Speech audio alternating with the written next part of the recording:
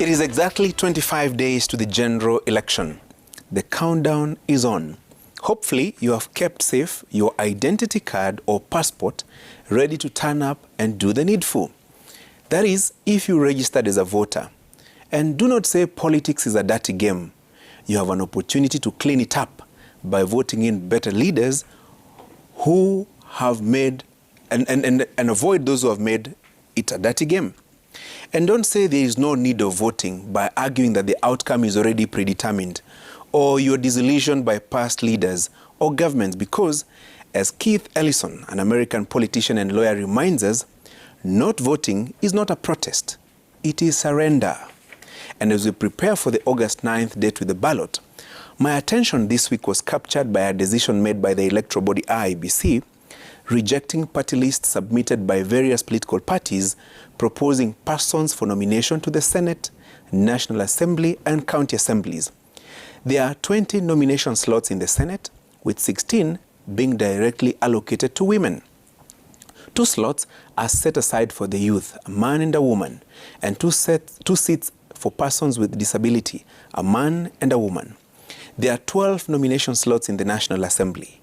Political parties are also required to submit party lists that would be used as top-up to county assemblies to achieve the gender equity requirement in the Constitution.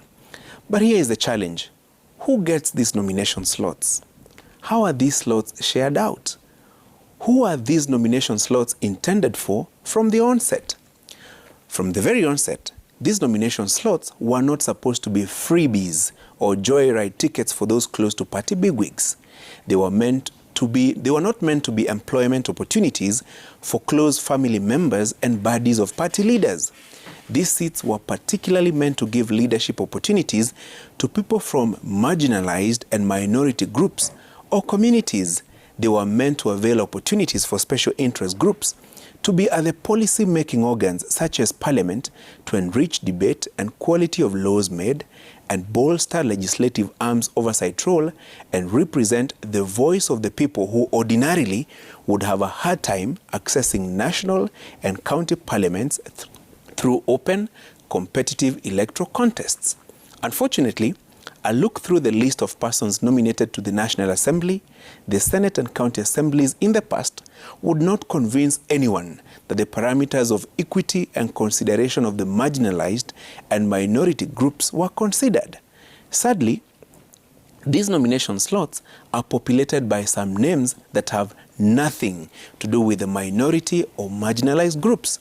You would struggle to identify the special interests that some of the nominees in the last 2 parliaments and county assemblies have. The unfortunate part is that there are so many deserving people who are left out in the nomination process and their slots taken by those whose only qualification to a great extent is closeness to the party top hierarchy. I'm glad that IEBC returned the party lists back to the sender for review and streamlining. I hope the Commission can stand its ground and ensure that only the most deserving people find their way into the nomination slots. Anything else would be a betrayal of the party system. As it is now, the process of dishing out the nomination slots does not favor the ordinary party members. It largely ends up shortchanging persons with disability, youth, and marginalized communities, as well as minority groups. Suffice to say, the nomination process enhances the politics of who knows who in the party. If we want to grow as a democracy and sit in the table of big democratic nations, we must get the basics right. If proponents of proportional representation can misuse a simple thing such as submission of a nomination wish list, then what would happen if we were to adopt the South African model, for example, where party loyalty is rewarded and there are opportunities for growth through the party ranks?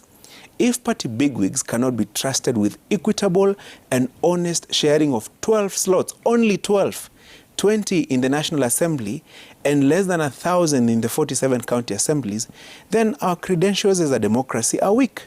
For once, I hope the political parties will demonstrate that merit can count for nothing. that men and women who can enrich debates in Parliament, improve the quality of bills and motions passed by the houses, and robustly represent the Kenyan people in the national and county parliaments. But because this is Kenya, I will not be surprised if the nomination process ends as it has always been. Who do you know, as opposed to what do you know? And if you had been promised a nomination slot, I have a word of advice for you. Prepare for a heartbreak. You do not have it until you have it. Kucheswa reloaded is loading. That's my punchline.